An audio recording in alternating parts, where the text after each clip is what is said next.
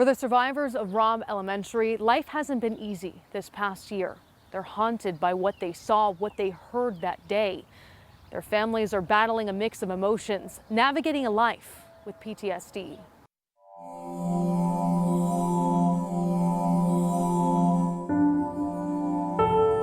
How long have you guys been friends for? A year. A year? How'd y'all meet? In school. In school. And what do you guys like to do together? Play football. We usually talk to each other, stay up till midnight. When they're around each other, they like the company.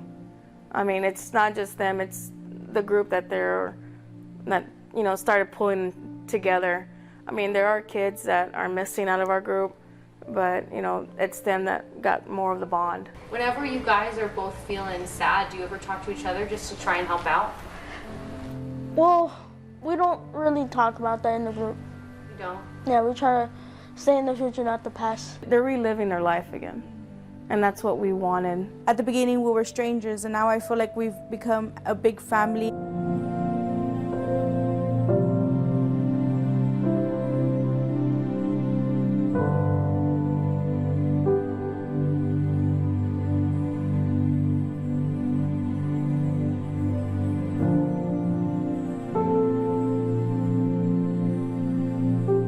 AJ suffered a gunshot wound to his upper right thigh. He's like, Mom, I just ran, I saw the backpacks, and I hid under him like if I was dead.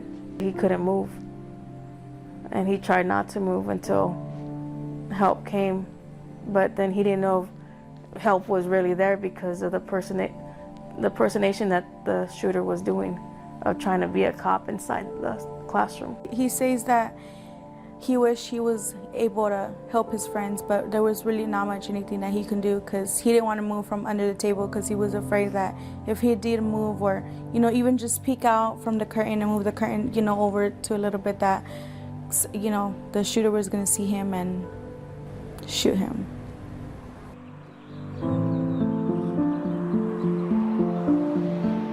I think it was around 11:15 maybe, those troopers, and we said, oh, there's another bailout, because it's very common here in town. You probably heard it a million times. One of the dispatchers comes and says, do you mind going to Robb and picking up kids? And I said, what's going on? And she's like, well, there was a situation, but it's under control. Okay, this is mass chaos, all these people, parents, what's really going on? I saw someone I knew and I said, what are you doing here? What's going on? And she goes, there's an active shooter. I was thinking, there's no way somebody's shooting kids. There's no way. I'm sitting in my bus and I just see these military people, or the board tag, because they were in camo. They have kids, they're carrying kids. And so they just dart to my bus and I open the door. And they look like they were very, very badly injured. No, these kids need help. We need medical attention. And parents are trying to get inside your bus. They were banging. And I was like, oh my God. I told them I have to go lock the door. What happens on the school bus when you lock the door? It beeps completely the whole time because it's telling you that door is locked. It's not supposed to be locked. We should get these kids to the hospital. That's what we're trying to do. We followed a police officer, EMS, and then I followed them going, fast as we could. Did you have even a moment to process the fact you had kids who had been shot on your bus? I think back and it's like, I don't think I cried till they got off at the hospital, that I just sat there and I was like, what just happened? Because I could hear them crying and yelling and, they wanted their mom. Well, all those kids are family. One of them was my students. On my route, I went to her funeral.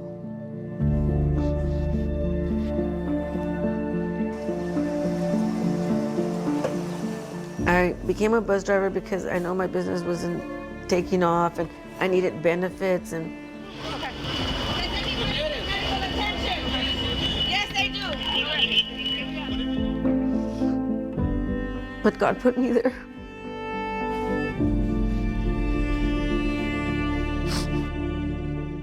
These are like little birds. We have a 24-year-old Ruben Jr. and we have a 12-year-old Zachary Isaiah, and Maya, 11 now. Obsessed with that bunny.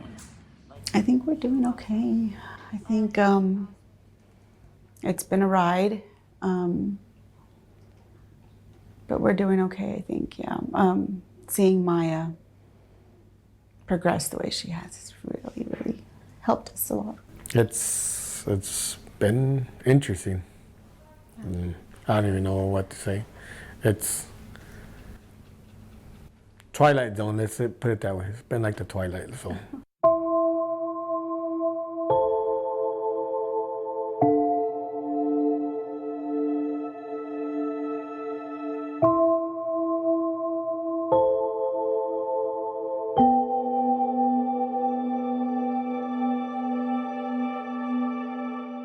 It says, being a mother is learning about strengths you didn't know you had. And then I said, I love you, Mom, from Maya.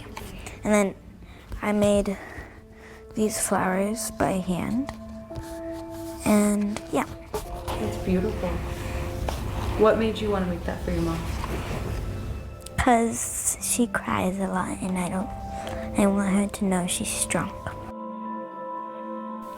Was there a moment that you were scared she wasn't going to make it when she was in the hospital?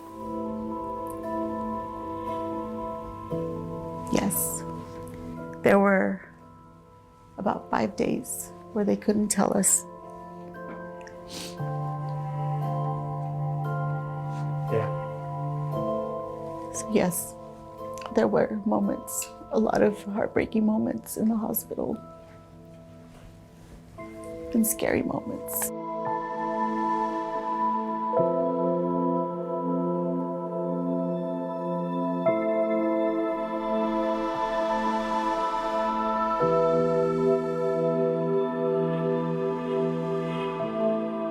She has occupational therapy, she has physical therapy, which are 2 different sessions. And then, yeah, she goes to her counseling sessions on a weekly basis. And I think both occupational and physical are weekly. So yeah, it's a full day. It's a full day, a full week. Yeah, which is our reason for staying close by. Yeah. She doesn't talk as much like she used to. So that's a big one for me. So yeah, I mean, she was carefree. I think Maya shows like a fear of this world that she didn't have before. You know, she's more aware of things that she wasn't aware of before. Maya's strong. Yeah. That's how we're helping her. Maybe it's the other way around, how she's helping us. Because that's probably the reality. How does she help you? Move forward. She'll tell you, nothing happened to you, keep going. And she's always making jokes just to get you for not being scared or whatever it is. But she's stronger than me, I guess. And I think I'm tough, but she's strong. It's almost like you don't even think twice. You just keep going because you've got to. I mean, what else is there to do? You can't just, stop. We're looking forward to going back to Uvalde. Despite of everything, it's our home. That's where we grew up, and that's where our families and friends are there, So yeah, we'll be returning to Uvalde. McKenna was a really good friend of Maya's. One thing I'll never forget about McKenna was Maya had softball, and I think McKenna's sisters were in practice, and so instead of McKenna watching sisters practice, she would come and sit in the stands with us, and she had her drink and she had her little bag of chips or a snack, and she'd be there until Maya finished, and she'd go and say good job to Maya. It's been pretty hard on Maya losing her friends. It feels like it just happened last month. Like it doesn't feel like it's been that long that's gone by. It really doesn't. And that's like mind-blowing to think about that it is going to be a year already. How do you both feel approaching that 1 year mark since what happened last year? How does that make you feel, AJ? Well, makes me feel not happy. Can you tell me about that? It makes me feel like sad since it happened, you know. A little bit sad. Can you tell me about that, Jamie? Because I really do miss my friends and my teachers and my 2 cousins. Today, I feel like maybe it just happened like last month. I guess because it's still, like in my mind, I feel like it's still fresh. To me as a mom, you live to protect your kids, you know, and me, I didn't think I did my job that day.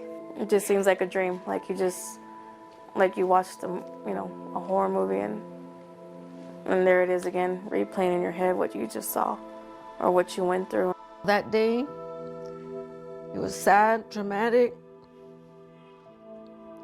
You know, it's a lot of emotions. It's already going to be a year. I cry the same. No doubt the community here continues to struggle with the reality of losing 21 loved ones, yet the people here are just as committed to making sure that the 19 students and 2 teachers continue to live on in other ways. That's after the break.